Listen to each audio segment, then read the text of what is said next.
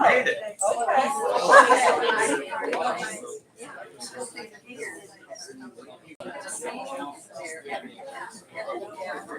Oh, okay.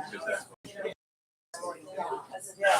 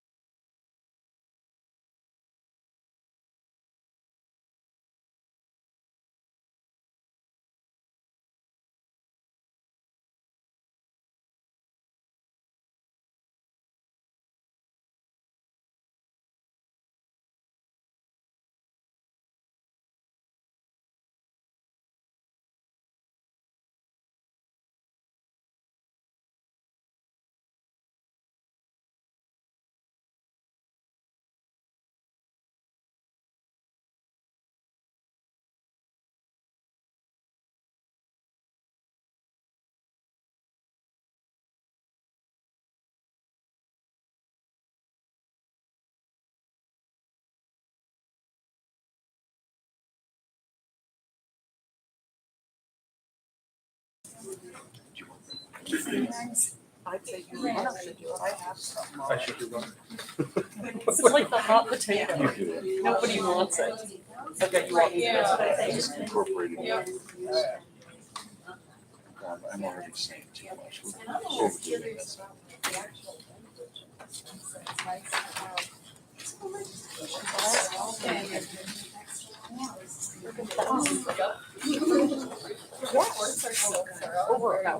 Okay.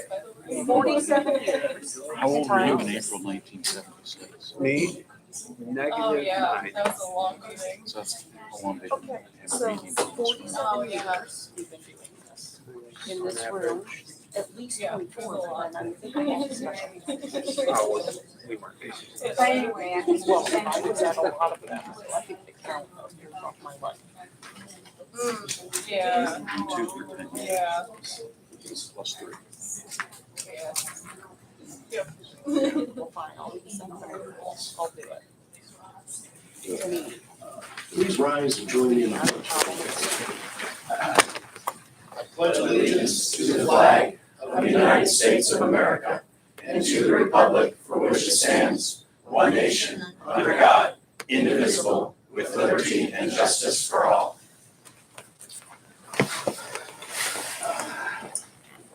All right, thank you all for being here this evening.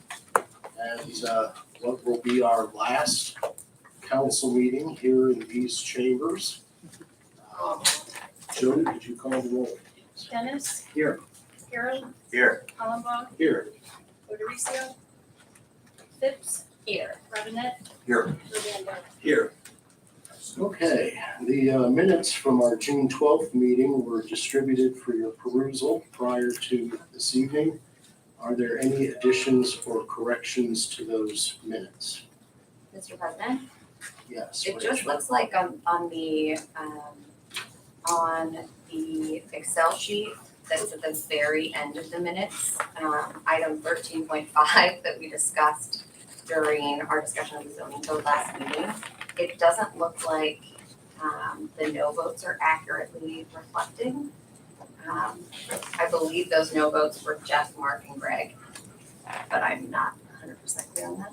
So that feels like something we should get right. It's been corrected, it was a format issue. It needed to be fixed. Okay, and was it Jeff, The Mark, and Greg? final five, yes. Okay. Yep. All right, that was it. That's all I have. I move that we approve the minutes. Okay, Second. properly moved and seconded. All in favor, say aye. Aye. Opposed, same sign. Correspondence. Jody, what correspondence do we have? We have a few items this evening. First, the estimate of revenue information related to resolution 3845 was distributed to council prior to this evening's meeting and noted for the record. The financial budget summary report for May 2023 was also received and distributed to council prior to this evening's meeting and is also noted for the record. And the mayor is requesting confirmation of a tree commission appointment. This appointment is for Caitlin Elliott to serve for 3 years through May 31st, 2026, and is effective immediately. This requires a motion and second. Okay. Do I have a motion to accept the appointment to the tree commission? So moved. Second. Properly moved and seconded. All in favor, say aye. Aye. Opposed, same sign. All right, welcome Caitlin Elliott to the tree commission. Is that it? Yes. Okay, that brings us to lobby visitations. Lindsay Joe Durham. If you could please state your name and address for the record. Hello, my name is Lindsay Jo Durham and I live at 1082 Fairview Avenue. I am here tonight to urge everyone to vote no in August. We all want the freedom to make decisions that affect our lives. Ballot issues give citizens the freedom to make laws when legislators neglect to do so. The passing of issue 1 would restrict our freedom and take away our rights. It permanently shreds our Constitution, ends majority rule in Ohio, and takes away our right to decide what happens here by undermining the sacred principle of one person, one vote. Currently, ballot initiatives require 50% plus 1 to pass. The constitutional amendment proposed in issue 1 would require 60% in order to pass. This gives power to the minority 41% rather than the majority 59%. The constitutional amendment would also require 5% of signatures from all 88 counties for an issue to even be placed on the ballot, compared to the current 44 county requirement. The 10-day cure period for signatures would also be eliminated. This special election, lobbied for by special interests and funded by taxpayers, is an attack on our constitutional rights and an attack on our democracy. If you leave here tonight remembering one thing I said, it's to vote no in August, vote no in August, vote no in August. Thank you. All right, thank you very much. Rose Drain.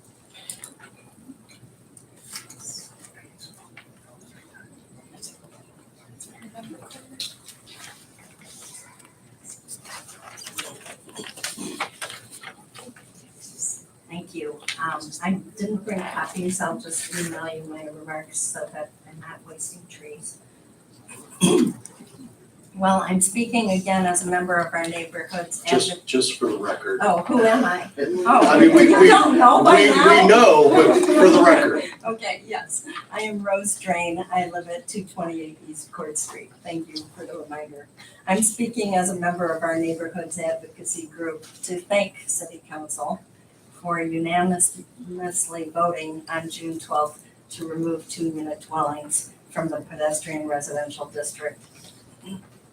We also appreciate the participation of the numerous citizens, everyday people, business owners, neighbors, friends, family, who emailed and called our public officials to voice concerns and opinions on the numerous details of the code. We all played a role in the challenging process of getting it right. Indeed, this process can serve as an object lesson in effective grassroots organizing. It's a blessing to realize that neighbors can still come together, discuss issues productively, and join forces to address common concerns. We believe that it was this concerted effort that resulted in our council being responsive to the prevailing community viewpoint that the older central residential neighborhoods should not be further relegated to housing modifications for business interests, but protected through zoning to provide present residents and prospective future homeowners with decent and affordable housing opportunities in this central historic district. Our group, formerly referred to as Save Our BG Neighborhoods, has changed its name to BG Strong. We will continue our advocacy in support of Bowling Green neighborhoods and a vibrant downtown. We will need help with this work and invite anyone interested in helping us to contact us at bowlinggreenstrong@gmail.com. Other members of our group will speak this evening to give more information about our future plans. Thank you so much. Thank you. Joyce Kepke.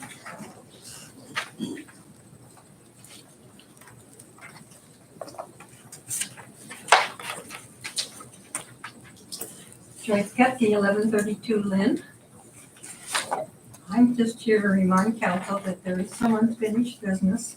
When the neighborhood group raised concerns about STRs, short-term rentals, we were told council would address the issue of STRs after the new code was passed. And as the number of STRs continue to grow, our concern also grows. In March, Steve Ricard gave all council members a copy of some research that the neighborhood group had done. And he'd be glad to provide it again in case you have lost it in all the letters and emails you've received about the zoning code. So either let me or Steve Ricard know, and we'll be glad to share the research we've done. On a separate issue, I'd like to second the speaker who talked about voting no on issue 1 on August 8th. She gave a very good summary of the reasons why it's bad. Simply a minority will override the majority of voters, allowing a minority to make decisions for everyone else. Thank you. Thank you very much. John Calderonello.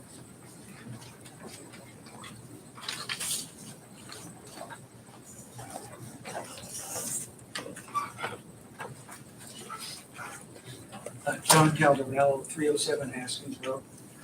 As a longtime resident of Bowling Green, I would like to thank the City Council for passing the ordinance in May of 2021 that requires rental property owners to register their properties with the city.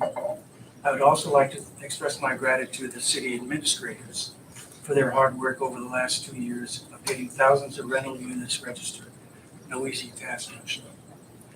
My understanding is that as of now, there are still some rental units that have not been registered, despite having had almost a year and a half to comply with the ordinance requiring them to do so.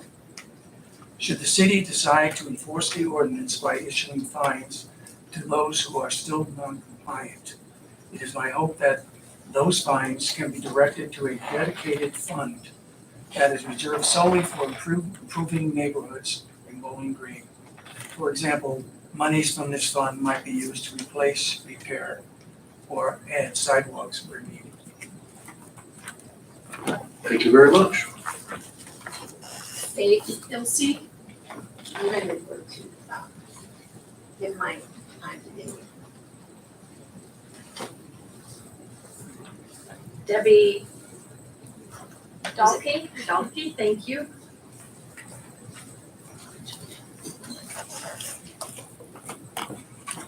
So I'm Debbie Dalkey, and I live at 15325 Sandridge Road here in Bowling Green. And I'm here to encourage you to adopt your vote no in August position. And we all know how fortunate we are to live in a democracy, but I don't know how many of you appreciate how fortunate we are to live in a state which has such a high degree of direct democracy. We don't have to just rely on our legislatures to make the laws. We can do it ourselves. And we did this through a constitutional amendment. Citizens of Ohio chose to allow ordinary citizens to place on the ballot an amendment to the Constitution. Voters decided that ordinary citizens should have the power to repeal laws that are made by the General Assembly. We're only a handful of states who actually have that ability. And Lindsay explained the law in detail of what it will do, how it will make it harder for us to put an amendment on the ballot, how it will make it harder to pass. But I really want this to sink in, because if this law passes, it will allow 41% of the voters to stop a law that 59% of the voters want. I mean, that is truly unbelievable. And this amendment is unnecessary because we've been pretty finicky, we Ohio voters, we've been pretty picky about which amendments we've voted for. And of those that have been on the ballot, we've rejected more than we have actually passed. So it isn't the case that we are abusing our Constitution. There's a number of things that we wouldn't have if we had this criteria. As an example, in 1961, it was 50.1% of voters approved an amendment to allow women into the National Guard. In 1982, 57% of the voters approved an initiative to issue bonds for low-income housing. Those wouldn't have passed. Amendments to increase the minimum wage wouldn't have passed. And in 2006, an amendment to restrict smoking in public places was approved by only 58% of the voters. So we wouldn't have any of those. And this is truly nonpartisan.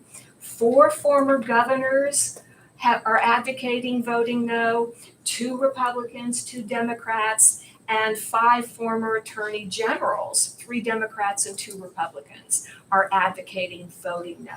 So I strongly urge you to adopt this position. Thank you. Thank you very much. Alice Calderonello. I yield my time to David Drain. David Drain. David, do you cede your time to David Drain? Not yet.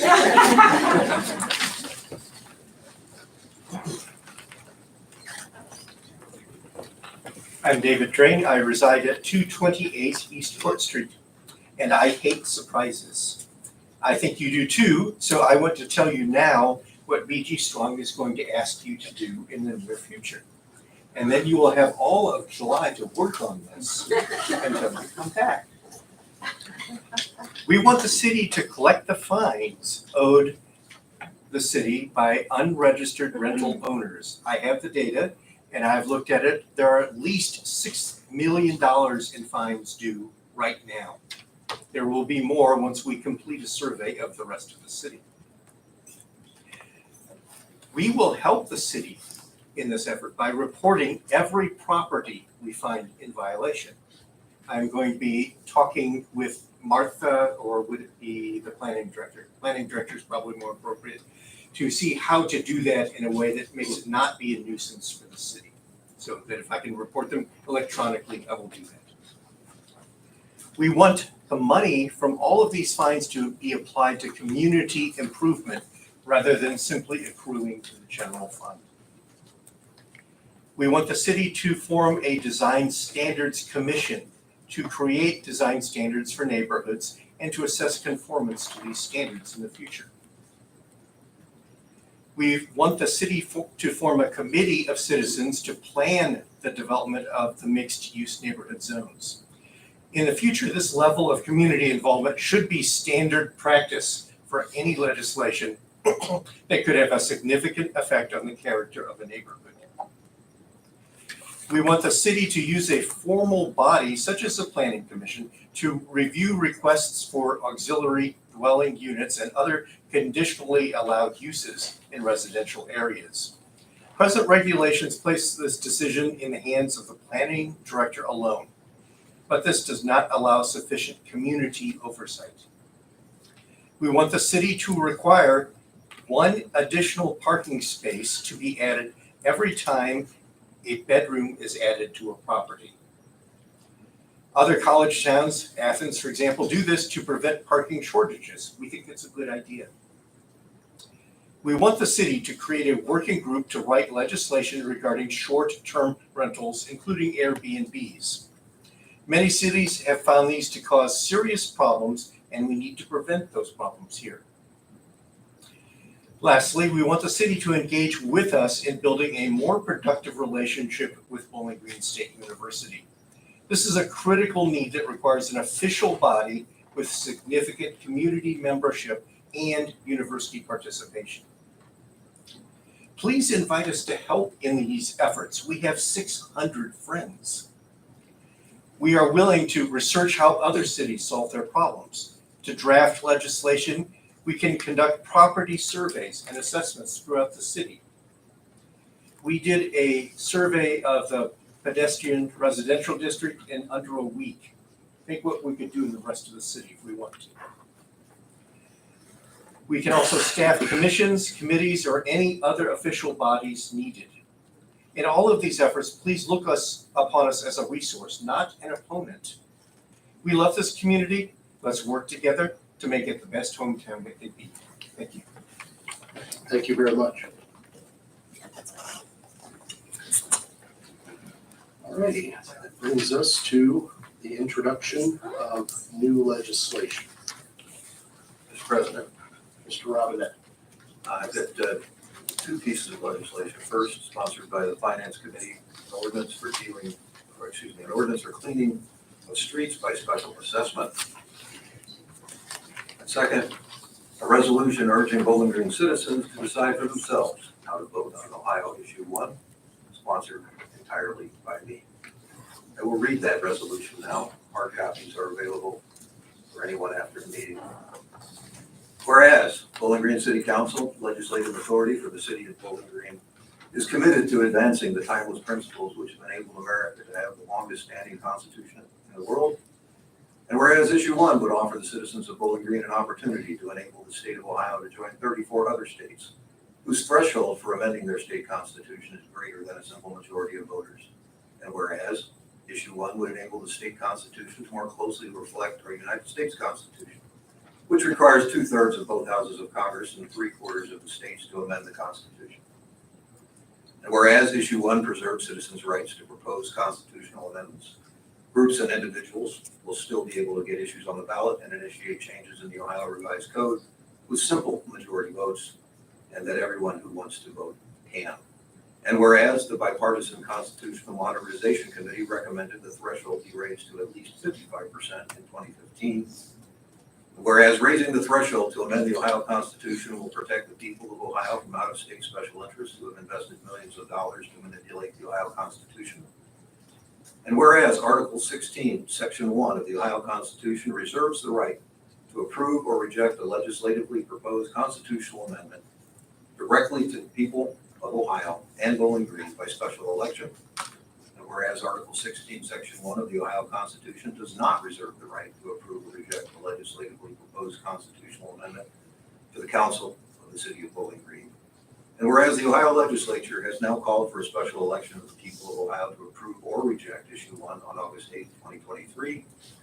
And whereas the threshold for amending the Ohio Constitution is not directly related to the local governance functions of the council of the city of Bowling Green. And whereas it is arguably against state and federal law for the council of Bowling Green, Ohio to tell its citizens how to vote on Issue 1. Be it resolved by the council of the city of Bowling Green, Ohio, that the council of the city of Bowling Green, legislative authority of the city of Bowling Green, Ohio, opposes telling its citizens how to vote on Issue 1. Section 2, that the council of the city of Bowling Green supports the right of its citizens to decide for themselves how to vote on Issue 1. And Section 3, that the council of the city of Bowling Green does not advocate for partisan positions or talking points on state and national issues that are not directly related to its local governance functions. All right, I have an ordinance authorizing the utilities director to enter into contract or contracts with Inliner Solutions LLC for sewer relining and declaring an emergency. Mr. President, I have a resolution sponsored by me individually urging Bowling Green residents to vote no on issue 1 on or before August 8th, 2023. I'll spare you the whereases. It's available if anybody would like to read it.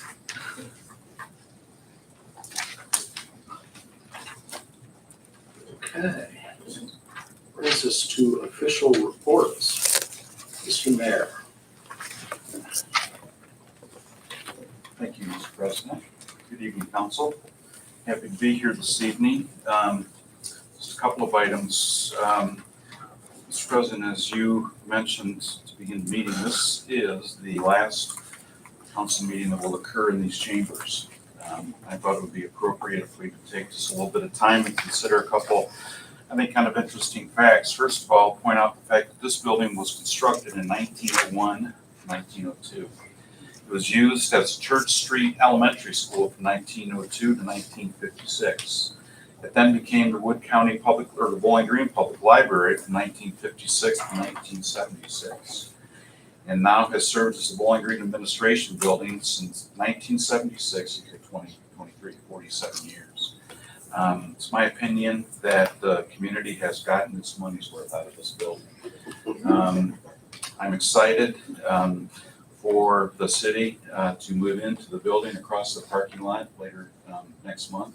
And we'll look forward very much to conducting along with you the first council meeting in those chambers in August. So as I was thinking about this, it struck me that April 1976, when the first council meeting was held in this chamber, was again 47 years ago. And so I did a little bit of research and a couple of things struck me. In 1976, the United States celebrated the bicentennial. Gerald Ford was the United States president. The U.S. unemployment rate was 7.8%. The inflation rate was 5.76%. The average family income in 1976 was $16,000. A new home cost around $43,000. The average annual monthly rent was about $220. And the federal minimum wage was $2.30. I thought this was interesting. In 1976, you could buy a brand new Ford Pinto for $2,895, or you could jump up to luxury class and buy a Chrysler Cordova. Remember those fine Caribbean leather roofs?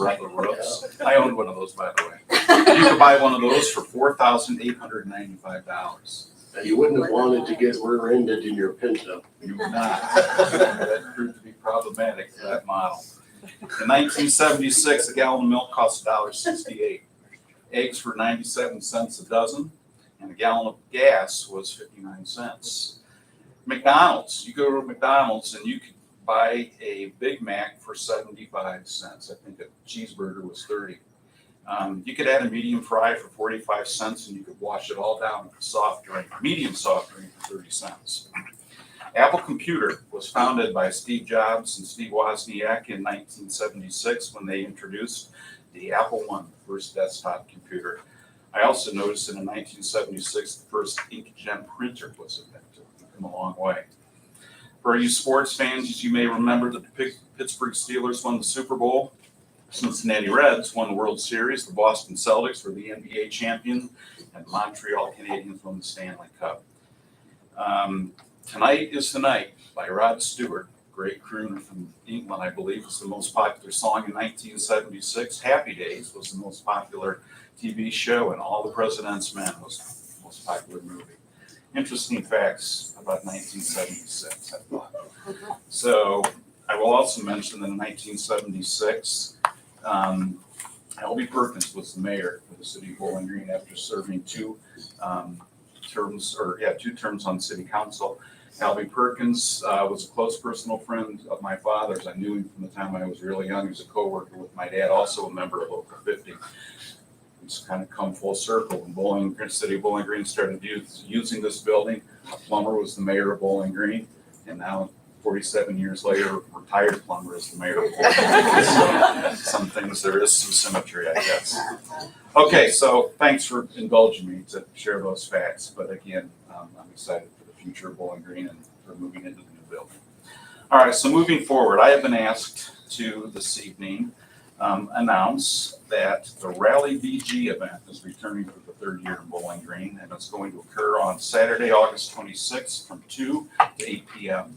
The city of Bowling Green State University will invite the entire community to this fun event for people of all ages. We're going to gather in downtown. We're going to explore downtown Bowling Green, welcome the return of Bowling Green State University students, eat and be entertained. Some notes, Main Street will be closed to vehicular traffic for the duration of the event, allowing for a day packed full of fun activities in the heart of Bowling Green. A variety of free activities and performances are being planned throughout the day. Music, shopping, restaurants, food trucks, Dora drinks will be available for the duration of the event. Thrill seekers will have an opportunity to once again zip line down Main Street or compete in the Ninja Warrior course. Families will not want to miss a chance to get up close to a fire truck and police car, participating in sporting activities with BGSU athletes, or have some fun with the Wood County Library. Attendees also have an opportunity to meet Freddie and Frida Falcon, make a street sign, and support local shops and restaurants. President Rogers and I invite everyone to join the Community Pep Rally, kicking off with the Bowling Green High School Band around 6 p.m. After a few remarks, the BGSU Spirit Program will round out the high energy event. So this has proven to be a really popular, well-attended event, and we're excited once again to partner with the university to present this to the community, and we'll hope for, once again, everyone to join us on Main Street. That completes my report. Subject to any questions that you may have. Are there any questions for the mayor? All right, thank you very much. Municipal Administrator, Ms. Treader.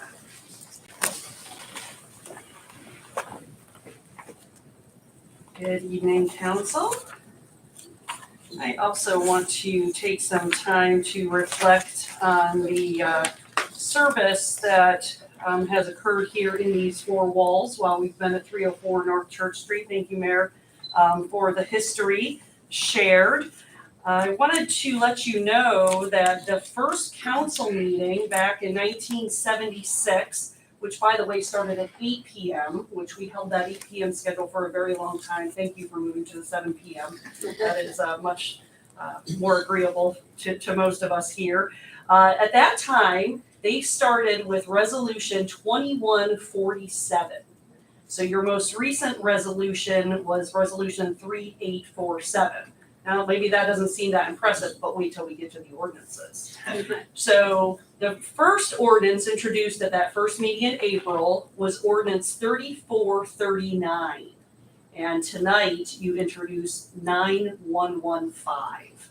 So that's quite a few ordinances that have been decided upon here in this room. If you're interested in what that ordinance was, it authorized the municipal administrator to advertise and offer for sale one used 1969 Cadillac ambulance. I know, they don't drive Cadillacs anymore. I have a feeling it was a little less expensive than ours. So as the mayor mentioned, the building at 304 North Church Street here has been serving as the administrative services building for over 47 years. And tonight we've tried to share a picture of what the legislators were doing in 1976. And I also wanted to talk a little bit about what the city organization has accomplished here in these walls during that time. So in April of 1976, Wesley K. Hoffman was the municipal administrator. And many of you may know that after his retirement, he served as mayor. And I will have a note that he has a special place in my heart because he hired me. So thanks, Wes. In the April 5th meeting, Municipal Administrator Hoffman discussed the proposed plans and costs to refurbish the municipal court building. And he read a letter indicating a final estimate of $60,000 for that refurbishment. Wonder what we could refurbish for $60,000 these days. Not even the bathrooms downtown.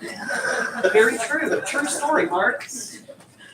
And at the next meeting in April, Colleen Smith, who would later serve as the municipal administrator, discussed the possible purchase of the old post office building. So of course, with us moving over there, there is again that coming full circle. That at the early meetings we were talking about that building, and now we will soon be moving over there. So perhaps it's because earlier this week we invited former staff members to say goodbye to the building. You may have noticed our wall out here. Or maybe it's just that the move is imminent. But I'm finding myself a little bit sentimental about what has occurred in this space while it was occupied by the city of Bowling Green. We are, of course, very much looking forward to the new opportunities that await our community and our employees at the new space. However, we can do both things. We can honor what has occurred here while anticipating the excitement of what is to come. So take this room, thousands of public meetings have occurred in this space. We couldn't quite come up with a number of how many council meetings, but it is definitely well over 1,000 meetings. Or maybe that was just this year with all your zoning meetings. Bill, how many meetings have there been? But of course, we also had other boards and commissions, our Board of Public Utilities, Planning Commission, Tree Commission, Human Relations Commission, Bicycle Commission, Traffic Commission, okay, you get the picture. But the bottom line is that so many of our residents have participated in local government within these walls, and many decisions about our community have been shaped here in this room. And throughout our building, in these almost 50 years, the work of our local government has been professionally administered.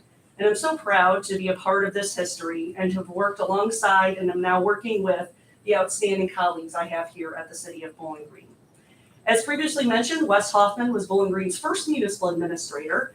That position had been created when BG Citizens adopted its charter in the early 1970s. And when Wes retired, Colleen Smith was appointed municipal administrator, and she was followed by John Fawcett, whom I succeeded.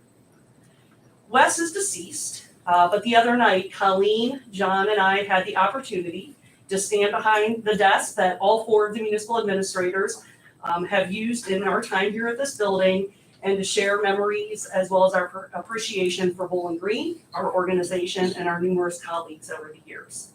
So as I close out this section and get back to the business of 2023, I do want to reflect a moment about our local government and the people who work for this city. You've likely heard me say it before, but I do feel so strongly about it that I'll always say it, that I think local government has one of the most direct impacts on the daily lives of the people who live here. From our utilities that deliver electricity and water and take it away, to the outstanding and responsive work of our police and fire divisions, to those providing direct services, and to those who have worked for decades here in this building as the backbone to support the city services and our citizens, our impact does matter. How that impact has been registered has changed over the years. How we do our work has evolved significantly. But one thing that hasn't changed is that the people are at the heart of our local government. The hundreds of employees who have worked in this building over the past 5 decades have contributed to the Bowling Green of today. And while processing a permit or helping somebody with a bill may seem rote, fairness, accountability, responsibility, consistency, these are core tenets of running a respectable and reliable local government organization. I am proud of my colleagues and their commitment to this organization and the Bowling Green community, and I'm looking forward to our next chapter in our organization. So with that in mind, a quick reminder that the City of Bowling Green administrative offices will be closed on July 14th and July 17th to accommodate our move to 305 North Main Street. We look forward to greeting the public in our new space on Tuesday, July 18th. As a reminder, the construction in this area will still be ongoing. We have underground detention to add, and we have parking lots to be built as well. We plan to hold a ribbon cutting when our work has been completed. Also want to make a quick note and reminder that on Monday, July 3rd, several city departments will be joining in working the BG Boom festivities that are taking place out at the Wood County Fairgrounds. Of course, Public Works supports logistics, and our safety services are very highly visible and important to that process. Police and fire, they are actively involved in logistics of keeping the community safe in the fireworks, along with traffic monitoring and direction. And we hope that the community enjoys those great fireworks on Monday evening. So as you can see, both our public services and public infrastructure directors are absent tonight. So I will do my best to answer any questions for myself or for them or for myself. And then I'm going to be turning the microphone over to Katie Thompson, our Economic Development Director, for a report.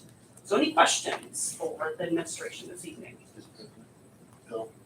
I don't have a question. Well, I do have a question, Lori, but first I want to compliment you that your statement that you just made captures so much in a very eloquent way.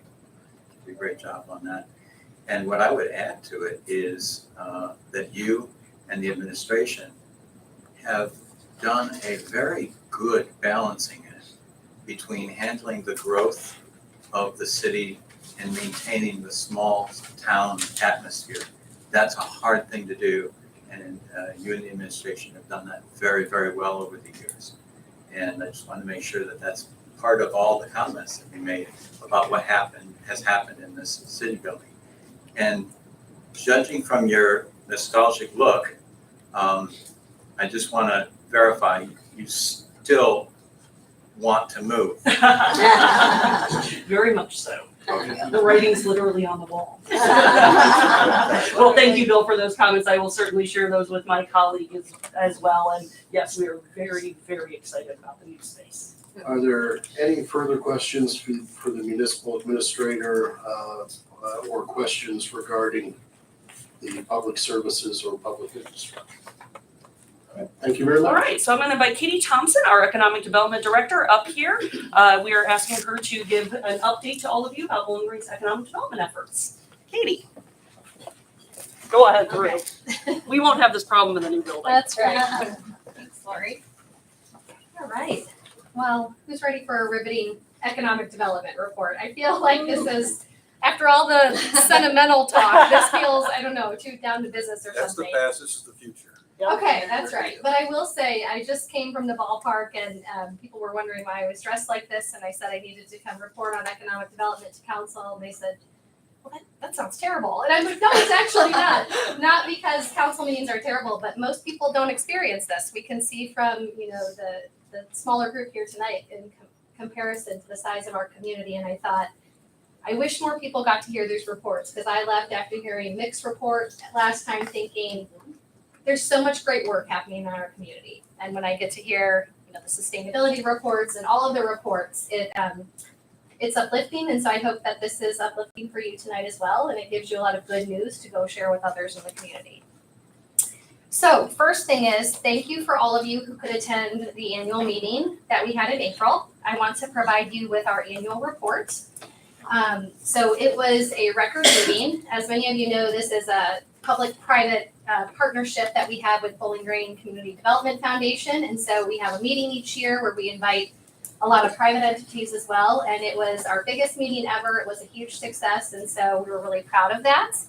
And a lot of valuable content was presented. So that is a recap of our activity from 2022.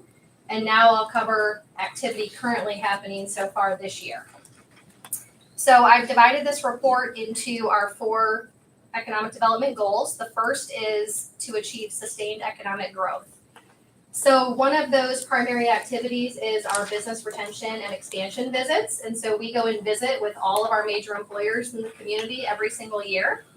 We attempt to visit about 50 companies, and these visits are really the lifeblood of our work. So statistically speaking, about 80% of a community's growth comes from its existing industries. So it's really important that we go out and we meet with these companies, we see how they're doing, we help them, we resource them, we align them to additional resources within our community, and so we value that time that is spent with our companies, and we're glad to report that the overarching message that we are hearing this year is that the workforce is stabilizing. We have heard that over and over and over again, and at first I thought, is this a fluke? We're hearing it 1 or 2 times, and it is such a different message than what we heard the past 2 years. But consistently, employers are fully staffed or maybe only needing to hire a handful of folks. So we're really glad to hear that.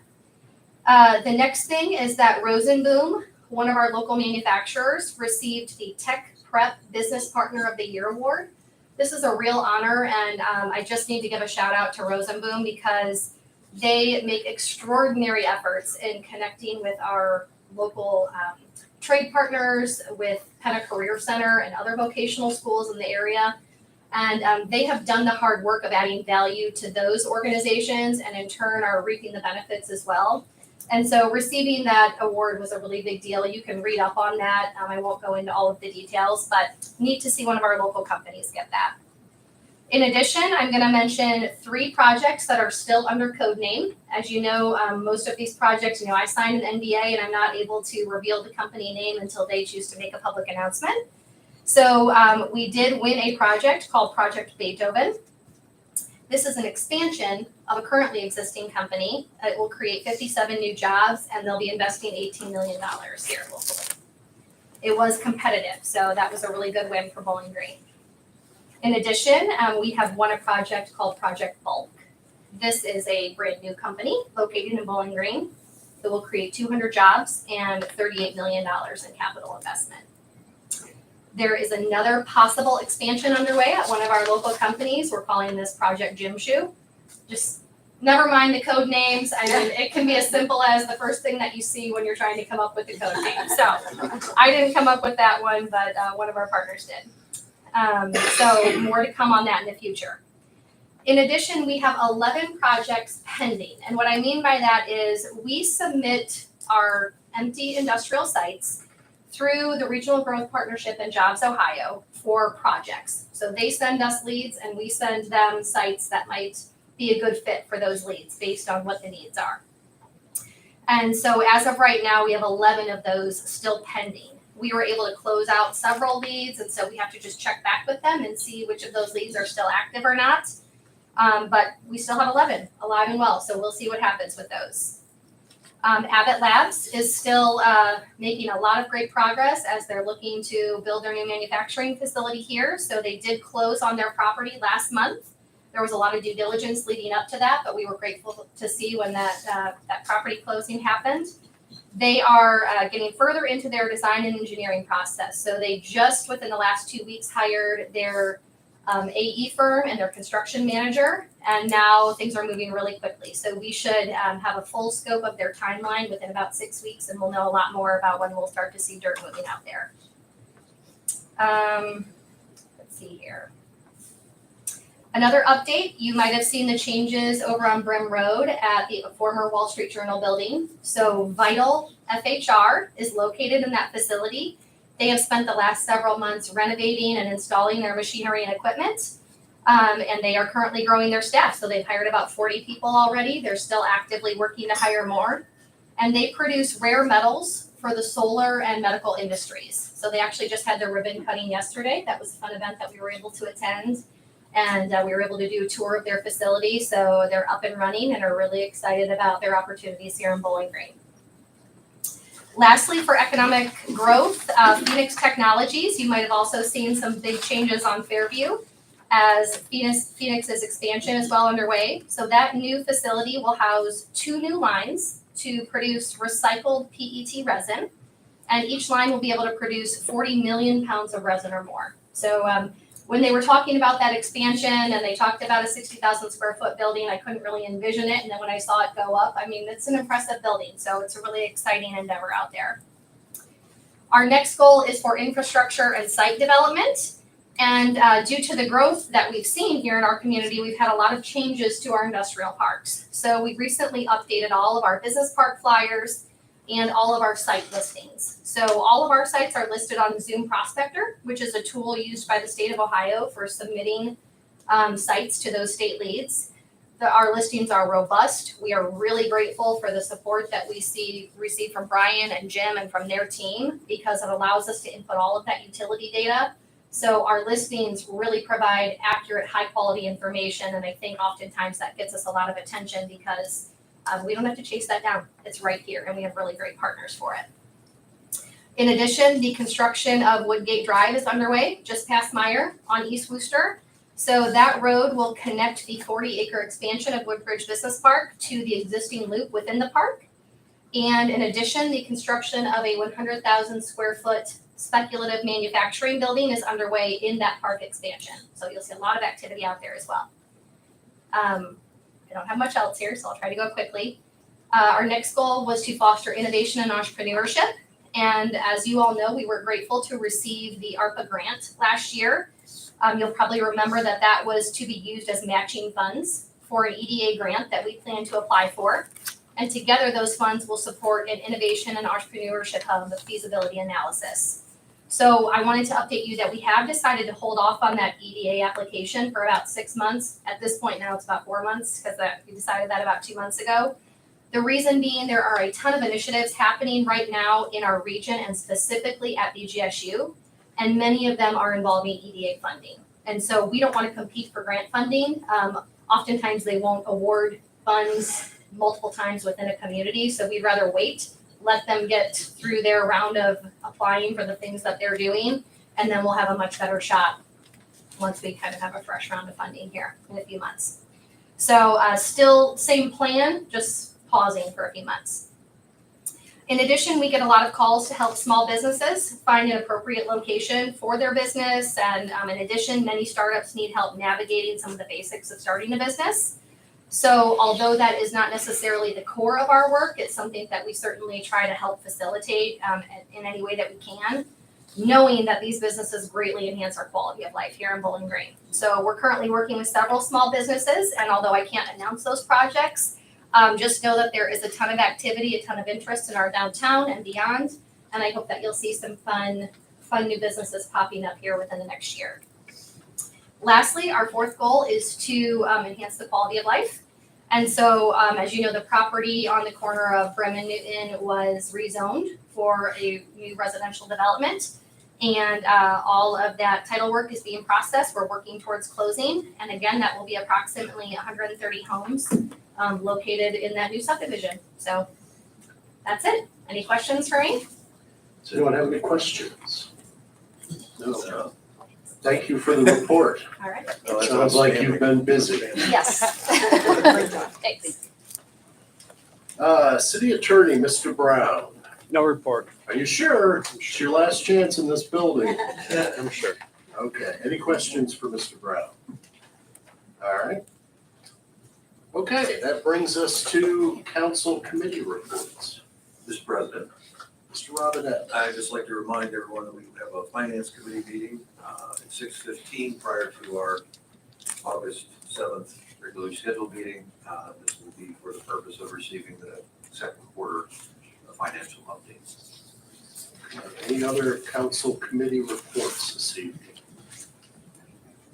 Hearing none, that brings us to the reading of legislation. Jody? Before I start the readings, an additional note of interest tied to 1976. Clarence M. Clarence M.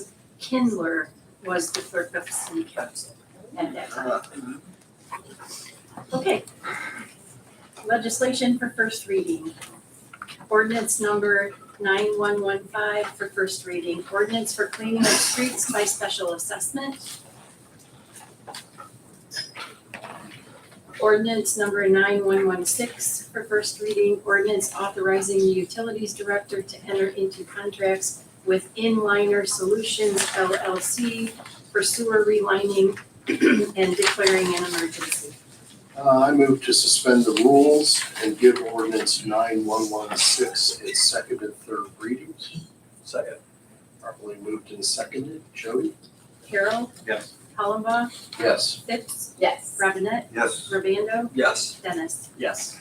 Okay, the rules are suspended for ordinance 9116. Ordinance number 9116 for second and third readings. Ordinance authorizing the utilities director to enter into contracts with Inliner Solutions LLC for sewer relining and declaring an emergency. All right, I move to adopt an emergency clause for ordinance 9116 because not having lined sewer lines is an emergency. Second. Properly moved and seconded. Is there any discussion? Jody? Hollenbaugh? Yes. Phipps? Yes. Robinette? Yes. Urbando? Yes. Dennis? Yes. Harold? Yes. Okay, the emergency clause is adopted for ordinance 9116. I would now like to move to adopt ordinance 9116. Second. Properly moved and seconded. Is there any discussion? Jody? Phipps? Yes. Robinette? Yes. Urbando? Yes. Dennis? Yes. Harold? Yes. Hollenbaugh? Yes. Okay, so ordinance 9116 is adopted. Resolution number 3848 for first reading. Resolution urging Bowling Green residents to vote no on issue 1 on or before August 8th, 2023. Mr. President, Mr. Dennis. because our 2 July meetings are canceled and the special election referenced in this resolution is on August 8th, the day following our first meeting in August, I move that we suspend the rules and give this resolution its second reading. Mr. President? Yes. I would just also like to point out that, one of the reasons that Well, we. there's no discussion No on- discussion. on this, no. Okay. You then I can second it. Okay. All right, it's been properly moved and seconded. Jody? Robinette, No. Urbando, Yes. Dennis, Yes. Harold. No. Hollenbach, Yes. Phipps. Yes. Okay, so by a vote of 4-2, the rules are not suspended for resolution 3848. Mr. President, Yes, we were just, the motion was to give it a second reading this evening. correct. Yes, and so the rules were not suspended. To give it its second reading. That requires a 3/4. Yeah. 3/4. So there were not enough yes. So minority rules. Yes. A simple majority does not do it. Funny how that works, huh? Yeah. Mr. All right. President, Yes. this actually is an instructive moment. Perhaps this is the government teacher in me. I think you're gonna appreciate that. We're not really having discussion at this moment. Yeah. I didn't let Nick discuss, so you can't discuss There's it. no motion. Okay. I was just following up on his Maybe you should comment. voted yes. No, actually, he commented after the vote, so I was just following up on his. Okay. Jody, you're in charge. Move on. Resolution number 3849 for first reading. Resolution urging Bowling Green citizens to decide for themselves how to vote on Ohio issue 1. Legislation for second reading. Resolution number 3847. Resolution authorizing the file of applications with the Ohio Department of Transportation for grants through the U.S.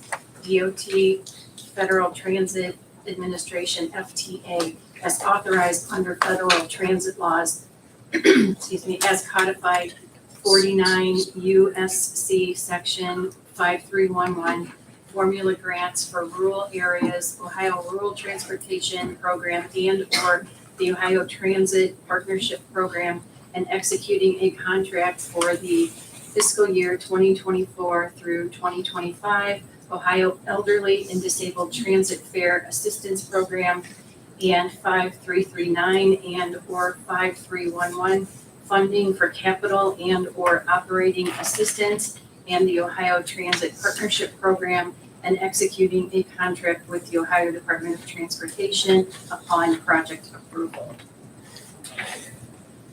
Ordinance number 9110 for second reading. Ordinance amending and adopting section 33.01G, pay bands 3 and 5 of the codified ordinances of the city of Bowling Green, Ohio regarding salary schedule established. Mr. President, Mr. Robinette. I move to suspend the rules and give ordinance 9110 its third reading. Second. Okay. Properly moved and seconded. Jody? Urbando, Yes. Dennis, Yes. Harold, Yes. Hollenbach, Yes. Phipps, Yes. Robinette. Yes. Okay, so the rules are suspended for ordinance 9110.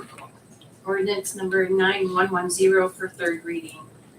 Ordinance amending and adopting section 33.01G, pay bands 3 and 5 of the codified ordinances of the city of Bowling Green, Ohio regarding salary schedule established. Mr. President, Mr. Robinette. I move to adopt ordinance 9110. Second. Properly moved and seconded. Is there any discussion?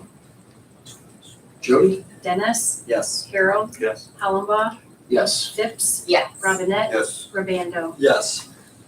Okay, ordinance 9110 is adopted. Ordinance number 9111 for second reading. Ordinance amending and adopting section 33.18 of the codified ordinances of the city of Bowling Green, Ohio regarding salaried employees not subject to overtime pay. Mr. President, Mr. Robinette. I move to suspend the rules and give ordinance 9111 its third reading. Second. Okay, properly moved and seconded. Is there any discussion? Or no? No. Jody, call the roll. I'm sorry, I'm getting a text message from Joel. So, go ahead. Harold. Yes. Hollenbach. Yes. Phipps. Yes. Robinette. Yes. Urbando. Yes. Dennis. Yes. Okay, so the rules are suspended for ordinance 9111. Ordinance number 9111 for third reading. Ordinance amending and adopting section 33.18 of the codified ordinances of the city of Bowling Green, Ohio regarding salaried employees not subject to overtime pay. Mr. President, Mr. Robinette. I move to adopt ordinance 9111. Second. Properly moved and seconded. Is there any discussion? Jody? Hollenbach. Yes. Phipps. Yes. Robinette. Yes. Urbando. Yes. Dennis. Yes. Harold. Yes. Okay, so ordinance 9111 is adopted. And just for the record, Joel will not be here this evening. Thank you. Okay. Ordinance 9112 for second reading. Ordinance amending and adopting section 96.02 of the codified ordinances of the city of Bowling Green, Ohio relative to the sale to minors, prohibitions, and misrepresentations. Ordinance number 9113 for second reading. Ordinance authorizing the utilities director to enter into contracts for engineering services for electric distribution system improvements. Ordinance number 9114 for second reading. Ordinance amending and adopting section 32.01 of the codified ordinances of the city of Bowling Green, Ohio regarding definitions. Mr. President, Mr. Harold. I move that we suspend the rules and give ordinance 9114 its third reading. Second. Okay. It's been properly moved and seconded. Jody? Phipps. Yes. Robinette. Yes. Urbando. Yes. Dennis. Yes. Harold. Yes. Hollenbach. Yes, okay, the rules are suspended for ordinance 9114. Ordinance number 9114 for third reading. Ordinance amending and adopting section 32.01 of the codified ordinances of the city of Bowling Green, Ohio regarding definitions. Mr. President, Mr. Harold. I move that we adopt ordinance 9114. Second. Okay, properly moved and seconded. Is there any discussion? Jody? Robinette. Yes. Urbando. Yes. Dennis. Yes. Harold. Yeah. Hollenbach. Yes. Phipps. Yes. All right, ordinance 9114 is adopted. Legislation for third reading. Resolution number 3845. Resolution adopting the estimate of revenues for the year 2024. Mr. President, Mr. Robinette. I move to adopt resolution 3845. Second. It's been properly moved and seconded. Is there any discussion? Jody? Urbando. Yes. Dennis. Yes. Harold. Yes. Hollenbach. Yes. Phipps. Yes. Robinette. Yes. Okay, resolution 3845 is adopted. Resolution 3846. Resolution approving the draft amended Wood County Solid Waste Management Plan. Mr. President, Mr. Harold. I move that we adopt resolution 3846. Second. Properly moved and seconded. Is there any discussion? Jody? Dennis. Yes. Harold. Yes. Hollenbach. Yes. Phipps. Yes. Robinette. Yes. Urbando. Yes. Okay, resolution 3846 is adopted. Ordinance 9107. Ordinance authorizing the Public Services Director to advertise for bids and enter into contracts for professional cleaning services for city-owned buildings. Mr. President, Mr. Robinette. I move to adopt ordinance 9107. Second. Properly moved and seconded. Is there any discussion? Hearing none. Jody? Harold, Yes. Hollenbaugh, Yes. Phipps, Yes. Robinette, Yes. Urbando, Yes. Dennis. Yes. Okay, Ordinance 9107 is adopted. Is there any other business to come before council this evening? Mr. President, Mr. Harrell. in keeping with the tone that the administration has set with a look past and forward, I just wanted to say a few things about this building and this room that I spent so much time in. I was going up the 29 steps to the third floor, 31 if you use the outside stairs. The other day, thinking as I was going slower than I went decades ago, that perhaps it is time to move to another building where I don't have to go up any steps. And then it was Barbara Ford pointed out to me, well, if you're gonna see anybody, you don't have to go up steps anyway, which kind of inflated it a little bit. But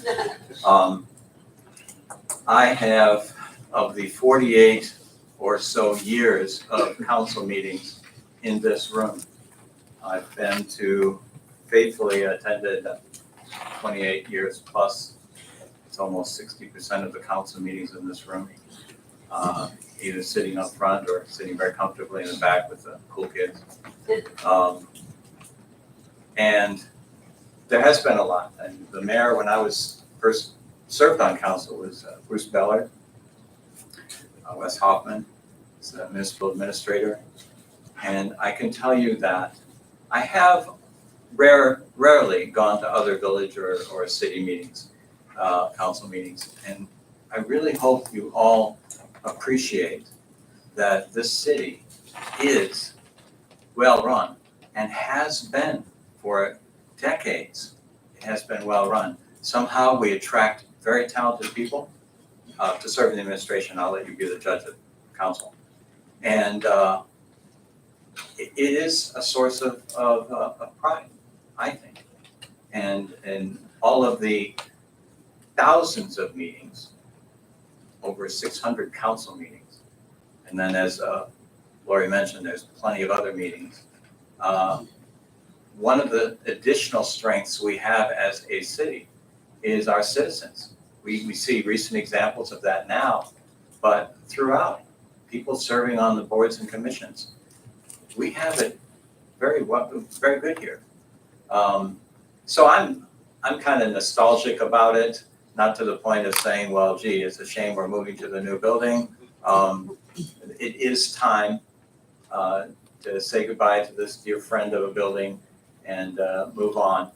And I am just very grateful to have been part of this process over the decades. So I hope we all take a moment to reflect on where we've been and where we're going and the journey. Thank you for letting me indulge it. All right. President, Yeah, go ahead, Greg. before we, I want to say this before we adjourn, but immediately after we adjourn, I would invite and encourage everyone, my colleagues and everyone in the room to stick around for a few minutes. I have brought a bottle and some cups for a farewell toast to the longtime Oakland City Council. So if anyone would like to join us in a farewell toast for this old building with a lot of memories. Okay. Would anyone like to make a motion to excuse Councilmember Odoriso? Are we sure he's not coming? He said no. Second. Properly moved and seconded. All in favor, say aye. Aye. We have excused him. I would also like to make a note that barring any unforeseen disasters, there will be no city council meetings during the month of July. And if no one has anything else to add, do I have a motion to adjourn? So, second. Properly moved and seconded. All in favor, say goodbye. Goodbye. Goodbye.